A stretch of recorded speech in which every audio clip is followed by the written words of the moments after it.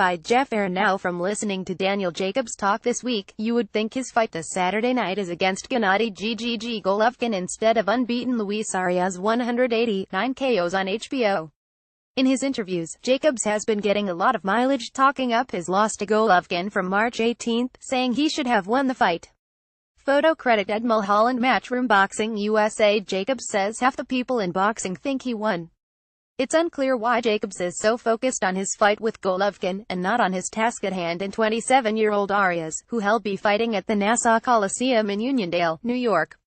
All the talk that Jacobs has done about his fight with GGG will end up backfiring on him if he loses to Arias or is made to struggle.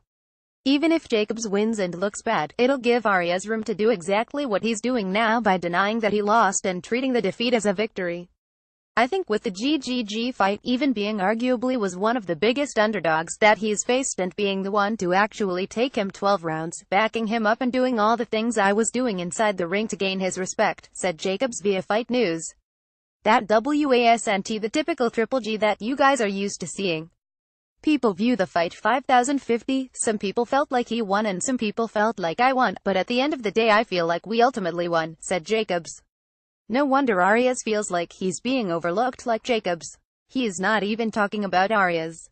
Jacobs has spending most of the time talking to the boxing media about Golovkin, Saul Canelo Alvarez, David Lemieux, Billy Joe Saunders and Jermall Charlo.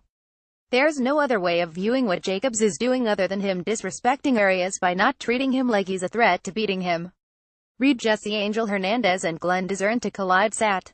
Jacobs freely admits that he handpicked Arias from a group of names that was offered to him by HBO for this fight on Saturday. Jacobs doesn't name the other fighters that were on the list. It would be interesting to know who the guys are that Jacobs rejected for the fight. It wouldn't be surprising if Demetrius Andrade was one of the names on the list. That would be a very hard fight for Jacobs if he had to mix it up with Andrade. But it might not take Andrade to beat Jacobs, because Arias has a real chance of beating him. Arias beating a good fighter in Arif Magomedov by a 5th-round knockout in his last fight on June 17.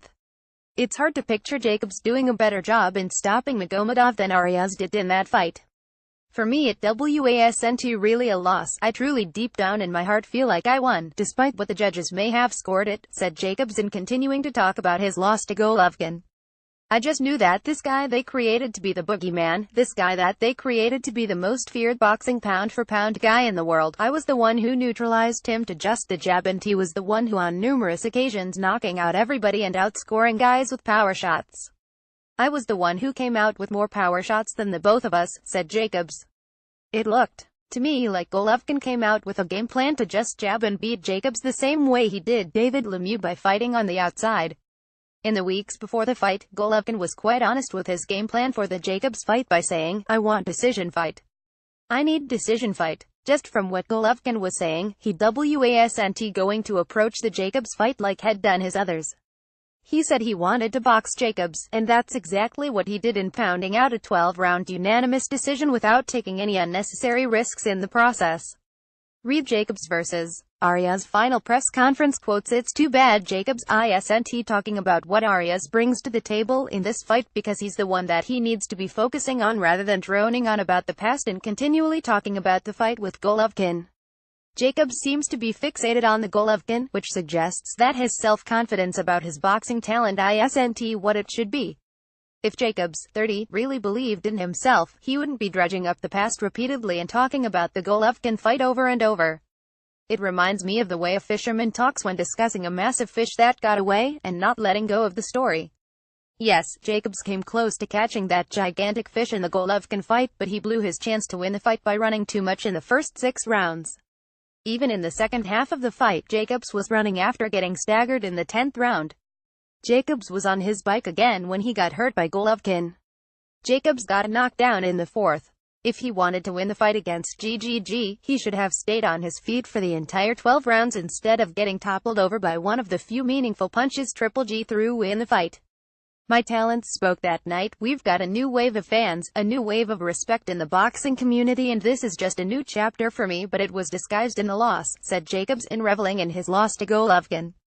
Jacobs should realize that his triumph in losing a close decision to Golovkin could quickly be forgotten about if he loses or struggles against Arias on Saturday. The boxing fans are not going to sit there and listen to Jacobs still talking about the Golovkin fight if he loses or is made to look bad by Arias.